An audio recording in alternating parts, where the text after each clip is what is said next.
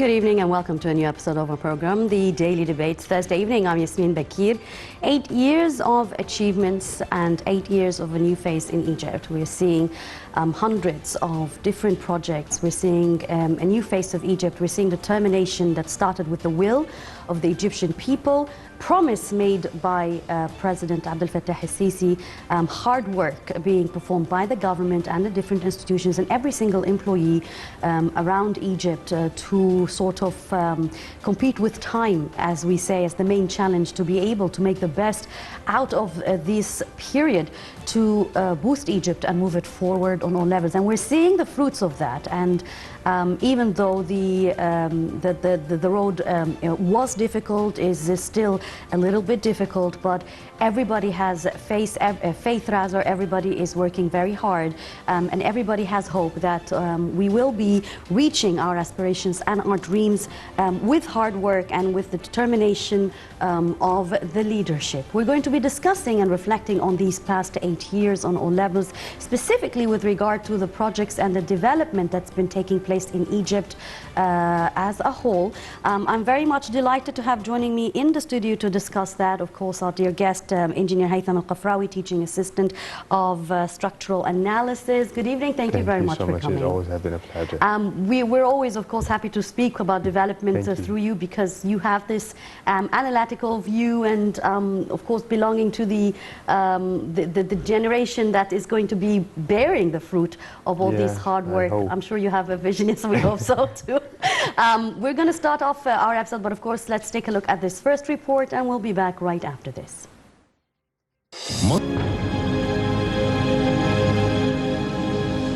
President Abdel Fattah al-Sisi has directed the government to provide all necessary services at all new urban communities in accordance with the highest relevant implementation standards, while promoting reliance on locally made components of high quality.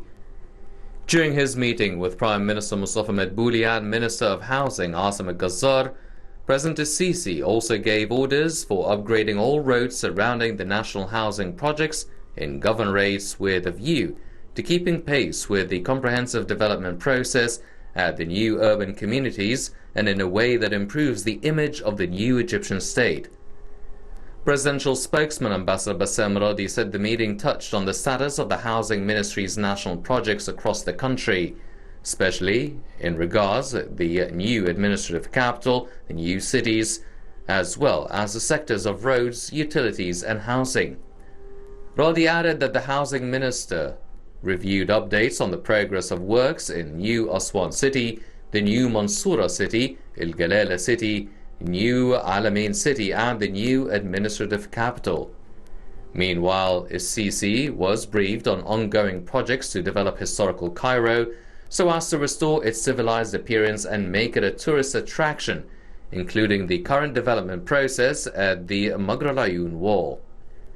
He also got acquainted with the status of a project to upgrade main roads in the North Coast, including the Alexandria-Matruh Coastal Road that is due to be expanded into a 6-lane road in each direction. Among the new cities under construction in Egypt is the prospective tourism center at the new Alamein City on the Mediterranean coast and the new Aswan City in Upper Egypt. This major urban development plan is intended to increase Egypt's urban area to 14% of the country, designed in part to accommodate its rapidly expanding population. Egypt is forecast to experience strong economic growth over the next few years, and the Egyptian government hopes this and the sheer number of new construction and development projects will make the country an attractive destination for real estate investment.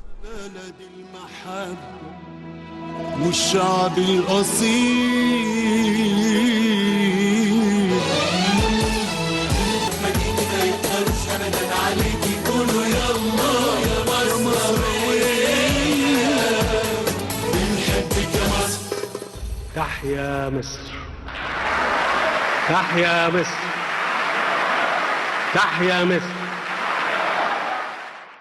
Welcome back again. You're still watching us here on The Daily Debate. I'd like to welcome once again our guest, Engineer Haitham Kafrawy, Teaching Assistant of Structure Analysis. Thank you once again for coming in. Thank you so much. Engineer Haitham, now, since President Sisi had resumed office 8 years ago, we've seen a very clear agenda for starting a real revolutionary plan for sustainable development. And maybe back then, people were not very much aware of the terminology of sustainable development and what does it comprise. Yes. But looking now, as we've reached to this stage of actually seeing some fruits of that sustainable development program, how do you reflect? I guess at the very beginning, I would like to say now things are changing from the way of thinking that we are trying to set a revolution and the aims of the revolution. Now we're having a system. Now we are setting the plans. I said this before. Now we are trying to get out of the clothes of solving problems with the management crisis methods. Now we have a strategy, a vision, and a mission, and an aim. And the title of this strategy is sustainability. We are searching for continuity. And this is how you should think. I would like to do some effort, and I would like to keep this effort. Every single person on earth would like to think like this. I would like to inherit this knowledge, inherit this wealth to my kids, and the other generations will come after me. So the leadership just they figured it out because they passed by a lot of mistakes that they would like to pass by and then choose some new things to do. They would like to think out of the box. So what they did was, okay, I do have a vision. This vision is very clear. I would like to be on the top 10 countries on the economic side. So what would we do? And with a time frame of a 2030 agenda, so you've also set a time frame. Of course. The first thing, we have human resources. We have to do our best and get out the best of them. So we have to train them, we have to use the calibers, we have to choose leaders, and we have to put all our effort and all our time in the other generations to make them see what we do, even if it was right or even if it was wrong, and they have to choose the right path. They have to exchange the expertise. So we started calling the other Egyptian people, the expertise from outside, and they started coming back to Egypt, and they tried to change a lot of things here, like Professor Hani Azer. He's a great person, and he was one of the people that he made a great development here in Egypt because he was a great engineer in Germany one day. Same thing for the leadership, thinking, okay, we would like to set a meeting, not even a conference, a meeting with the other generations. We would like to have a one-to-one talk. We would like to exchange our minds, express what do we have in mind, and let's see what they will say. Okay, they will think out of the box. They will think of extraordinary solutions. So all what I said before, this is not the way that we think when we have a revolution. So the moment President Sisi started taking over the leadership of Egypt, he was very clear, okay, it's going to be a hard way. And it's going to be the hard way. And I have been prepared for this. And I know what we should do. I need your support. Yes, we have to be all in one hand. We have to be all in one side. And that's what happened. Now, let's see. If you walk in any street in Egypt, you do have a new project. The moment you get out of your home, going to work, you will find 3-4 mega projects are in your way. And the infrastructure is also outstanding. Because we are trying to change the mind of the management crisis to sustainability. How should we do that? By calculations. How should we do that? By giving the other generations the know-how. How did we do that? And we're not racing any other country around us. We're racing ourselves. We don't want to be anymore in the behind of the race. We would like to be at the first. We would like to express how we are good and how we are expert and how could we reach what we want. Which is very interesting, because what you said, we've seen on the monitors of here, and we've watched the decision documentary or a short film that was aired on the anniversary of the 8th year, and you look back and you say, well, it's not just what happened and where we are. It's the fact that, because as you speak, the mentality changed. That has changed within Egyptians as well. Back then, 8 years, we felt lost, we felt worried, we were in fear. Yes. We wanted change, but we didn't know where we were going, but we just had to take a different path. And through the past 8 years, we started learning how to plan, how to be organized, how to have goals, even on our individual levels. And this is, again, something very new to our mentality as Egyptians, that you are accommodating yourself on even an individual level to plan, to dream, to make your dreams come true, to have a plan A, plan B, to get to reach there with the least compromises possible. Do you agree that this has also affected individuals, not just Totally, from 100%. a leadership perspective, but had reflected on the citizens? Totally, 100%. But the thing is, we used to do this in our lives. The Egyptian individual is well organized. The thing is, now we just feel that this is our country, that we should do this for our place. What happened in the revolution was we felt the value of our country because it was away from us. We felt the taste of its beauty, how it's very precious for us. But because somebody stole it from us, so now, no, we would like to do our effort, the 100%, the 120% just to get it back. The moment that we're getting it back, okay, we will push to the limits to prove to the whole world that we were right.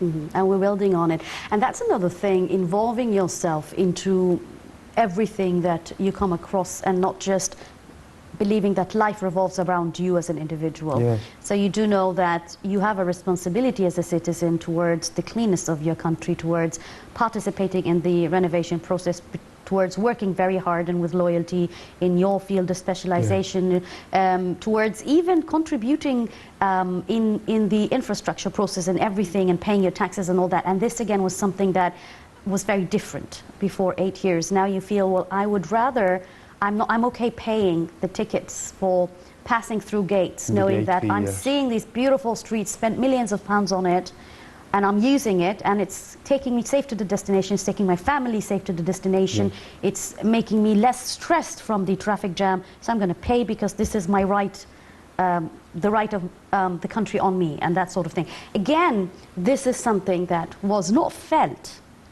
quite well before these projects were actually seen on concrete ground. The thing is, I'm just talking about infrastructure as an example. Yes, I know. We have the housing projects, and so much projects are just endless, and agriculture and mega projects and new cities. It's what happened in 8 years. A lot of analysts believe it takes 20 years of minimum to actually they do not believe that we did this but by ourselves. Yes, but the thing is, we are changing the mind.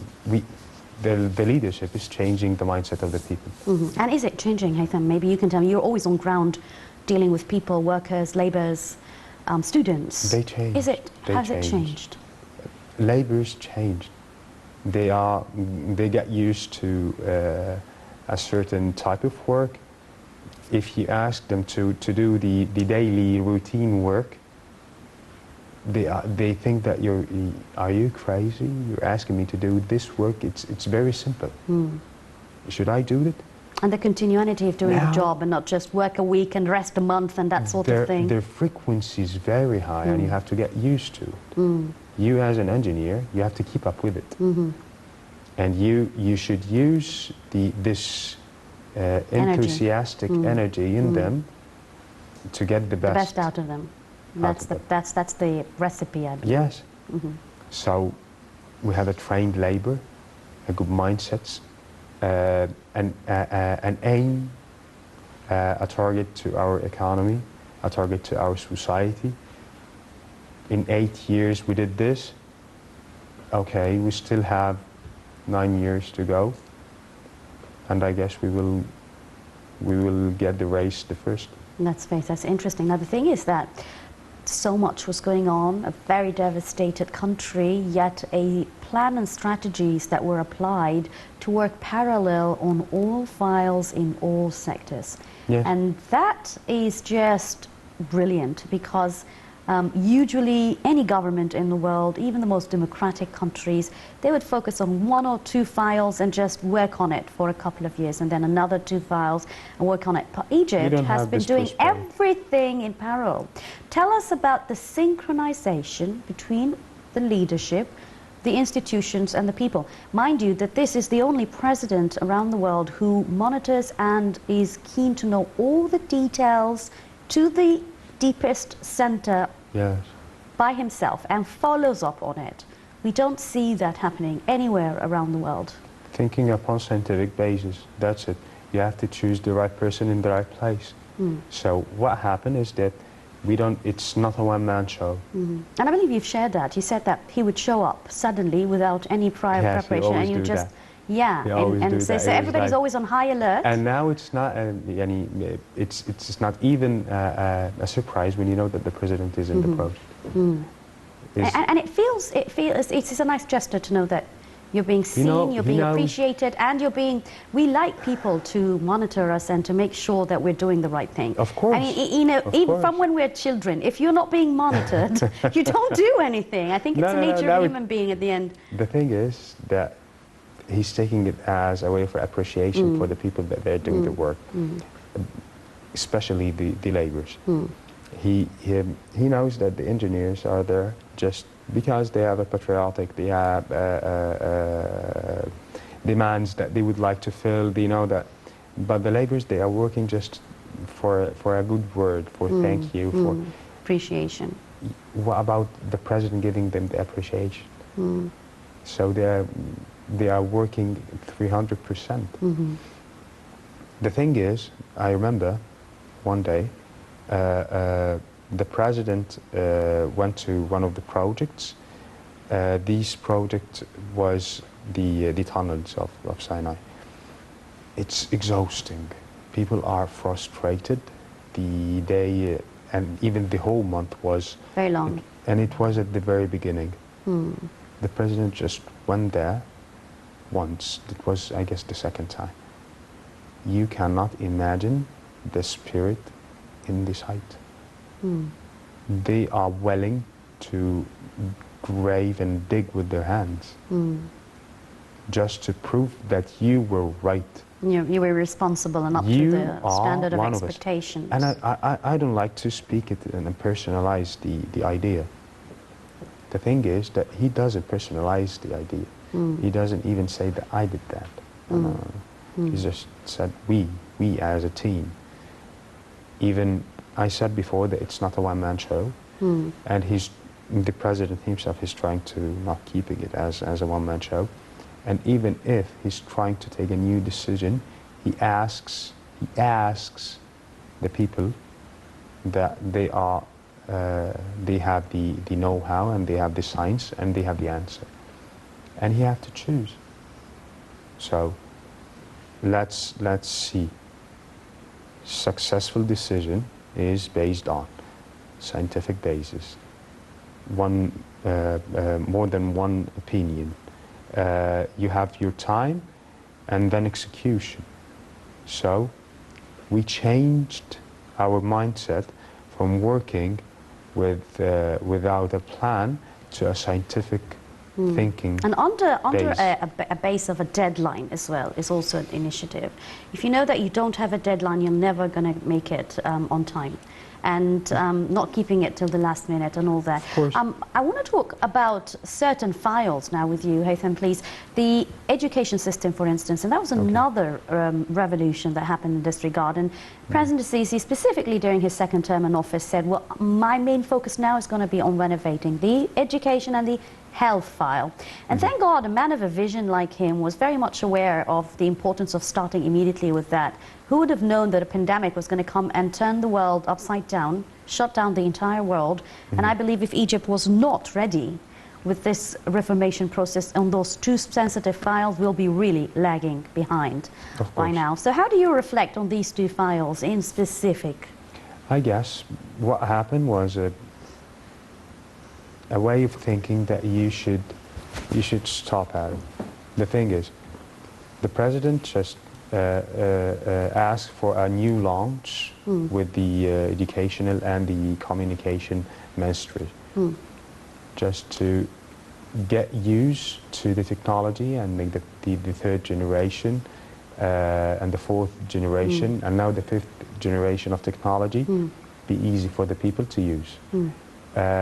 Because now we have a market and you have to fill the market with a trained and well-educated human resources to increase the ability and the quality of work and the quality of the human being at the same time.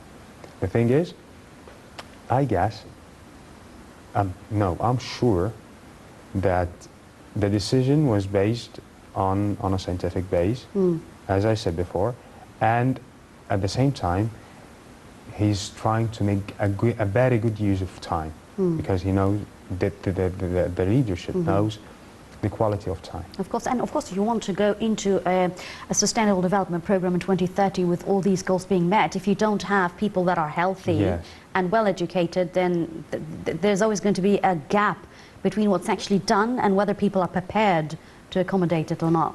Absolutely. In addition to this, when you get used to the 24/7 time education, when you teach the human being how to search for the information, for the data that he needs, he will never forget. And to change the mind of the student to know how to test himself and how to put himself out of his comfort zone. We're going to talk more about, of course, the new universities, campuses, and merging of new schools that are being opened for the first time. But I'm told that I've got to go to the second report. If you'd excuse me. Jin Haitham, Cairo conducts 585 development projects worth of 35.3 billion Egyptian pounds.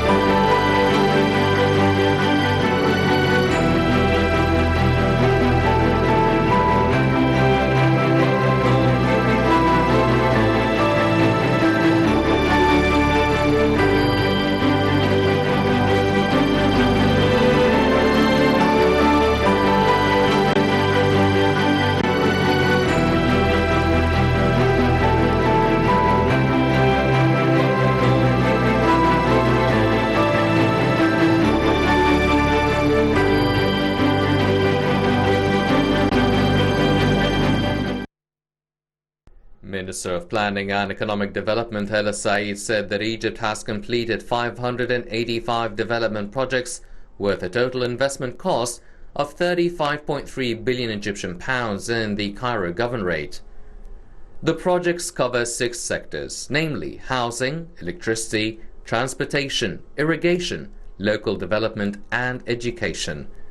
The results were revealed in the 8th edition of the Citizen Follow-up in the governorate's report for the fiscal year 2018-2019 and 2019-2020, issued by the Ministry of Planning and Economic Development. The report said that the state has worked towards achieving the Sustainable Development Goal, eradicating hunger, providing food security, and improved nutrition and promoting sustainable agriculture. The report stated that 95 projects in the pre-university education sector worth 665 million Egyptian pounds in investments have been completed.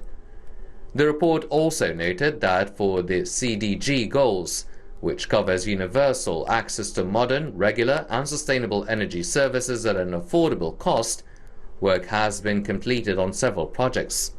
Furthermore, the report indicated the implementation of 73 projects within the local development programs, electricity and lighting, at a cost of £186 million. The report also stated that the first part of Cairo Metro Line 3's 4th phase and the duplication of the metro line between El Marg and El Marg El Gedida has been completed.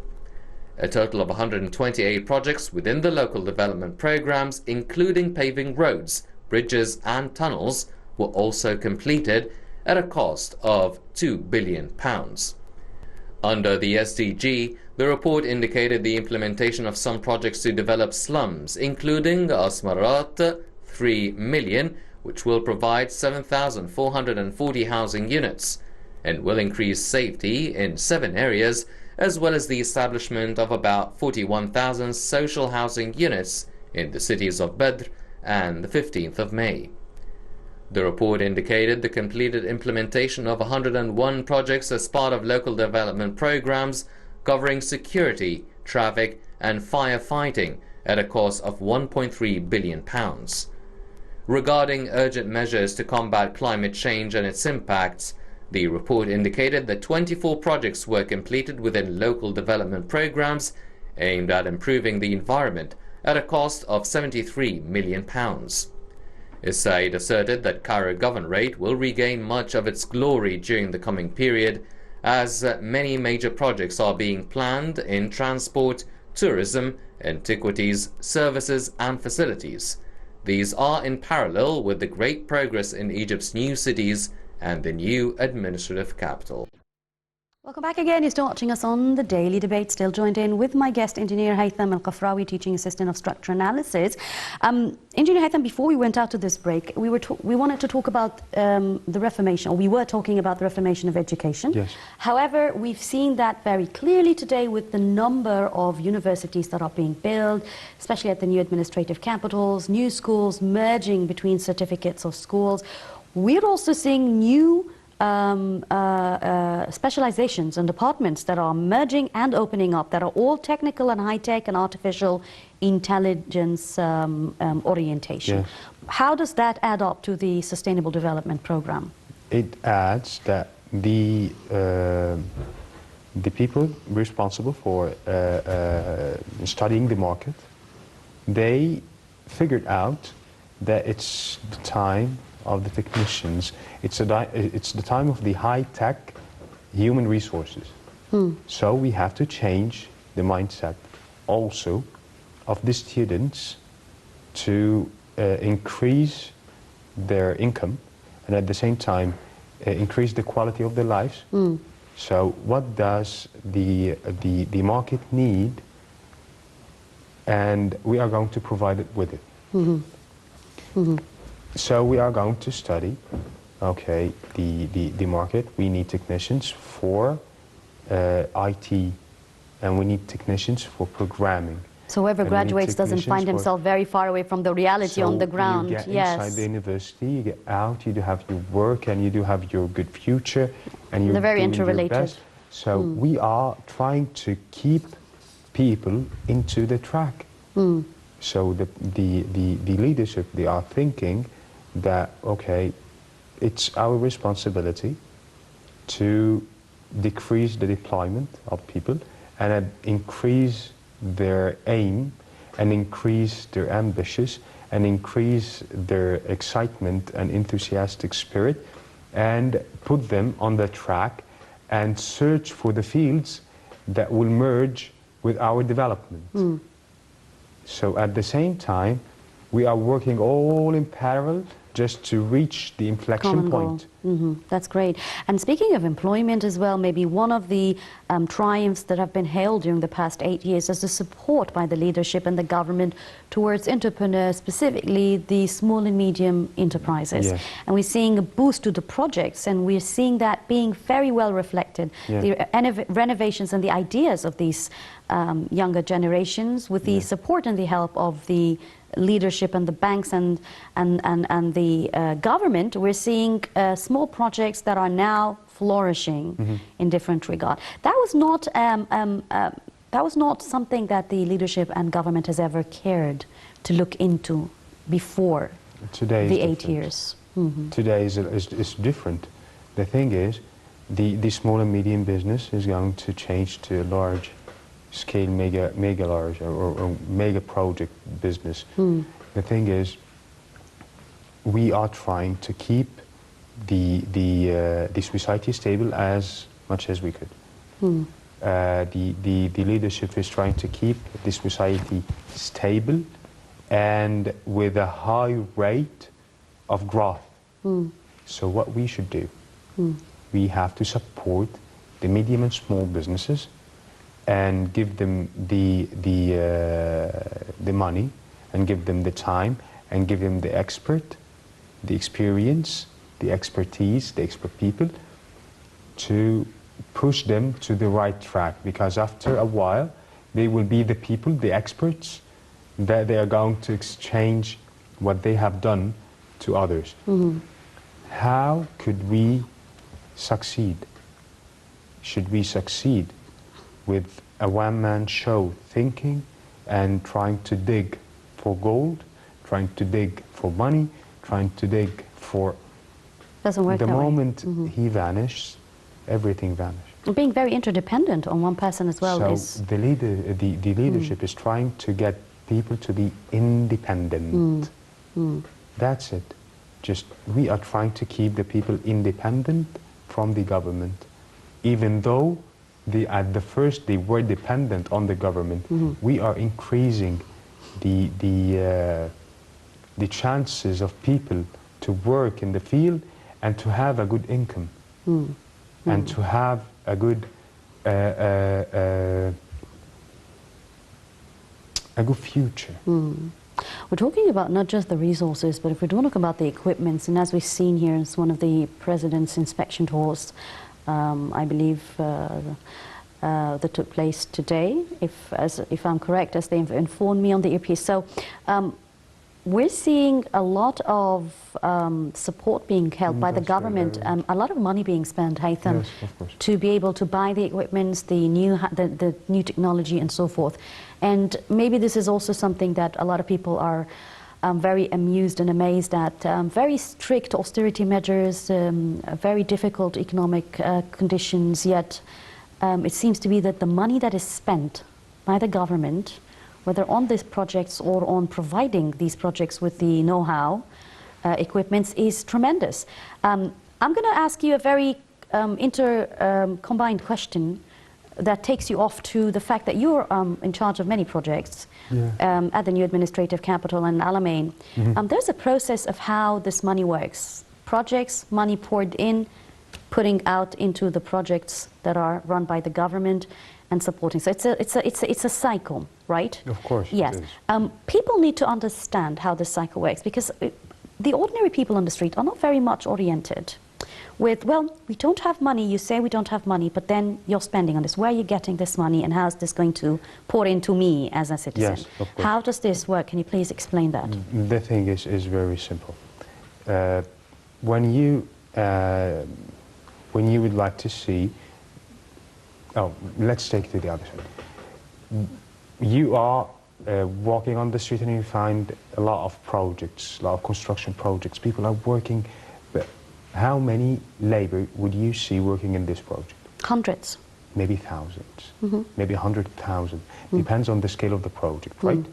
So when the government thinks of the money that they should pay in a cycle that will give the majority of the people a good income and a good future. So the first thing came in mind is construction projects. How come? Okay, we have to do projects that will serve the country, because we are a developed country, and will serve our infrastructure, will increase the quality of life for the people, and at the same time the cycle will go from the government to the people direct, and the quality and the services will go from the people again to the people. So it's all pouring back into again. And at the same time, maybe 60% of the GNP of any country depends on the construction projects. Why? Because most of the people works in construction, because these type of projects need a lot of people working in it. And if you're talking about foreign investors investing in those construction projects, the foreign currency or the hard currency coming in supports the central bank. The central bank supports the economy. So there's a lot of ways that this is being handled that all pours into the citizen. It doesn't have to directly pour into the pocket of the citizen, and that's a mentality that needs to also be a bit overcome. I want to talk also about how you view the development projects that are being held in new cities, and how is expanding out of the city itself and making new cities, giving the chance for people to breathe and to come out of their comfort zone and to sort of less congested traffic and overpopulated districts and areas to be moving out. You have the right to think of this because you are a citizen, Egyptian citizen. This is one of the traumas that you see every day.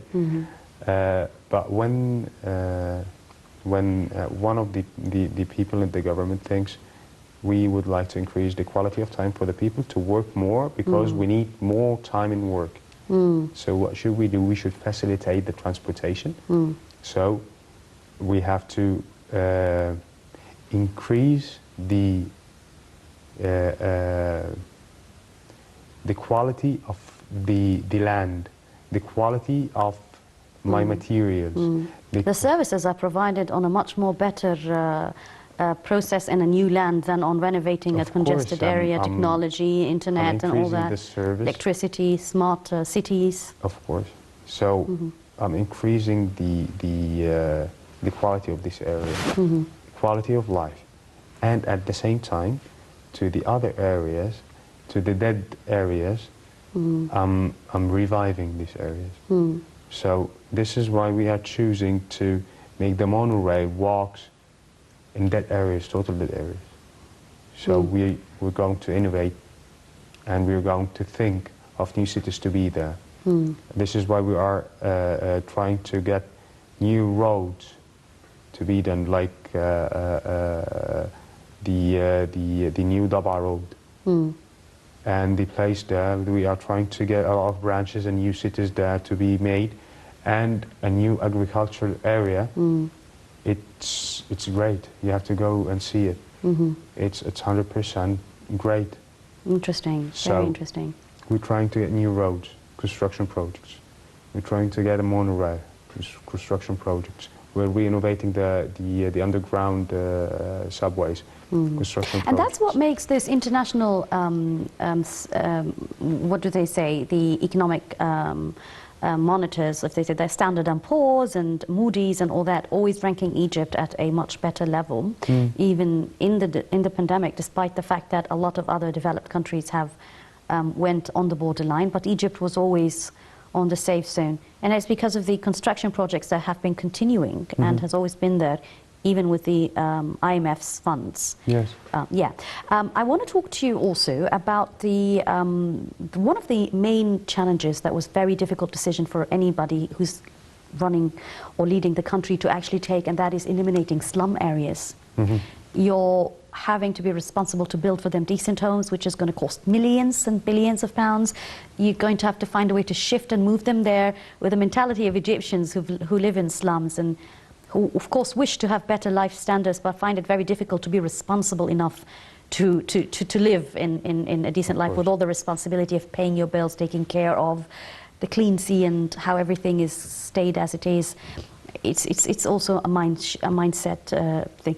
That was very successful. Actually, the president made promises he's almost there in keeping them, because I believe if it's this year or next year that there will be no more slums in Egypt.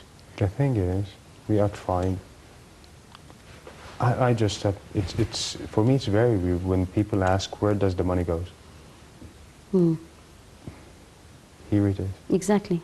So, because you asked this That's question. the thing. Well, I didn't ask the question for myself. Yes, I know. swear, but a lot of people they don't. Where does no, the by the money way, go? it doesn't. People when they ask now, I want to say now is very different than when they used to ask 7, 6, 5, 4, even last year. Now people don't ask where the money goes. People say, where do you get the money from? Because what's being seen is costing so much more than what's being bought in. So it's not where does the money go, it's where do you get the money. There's so much happening in Egypt. It's where do you get the money? Where do we get the money? From you working as one team. From the projects that you have done and you are ready for. I said this before. The thing is, people outside of Egypt is amazed with what we have, what exactly. we are doing. This is very people true. Inside Egypt, they just feel people who visit Egypt every year, they see this change. I used to read a book, and then I can remember this famous word is the sandwich that you do with your hand doesn't taste the same when somebody do it for you.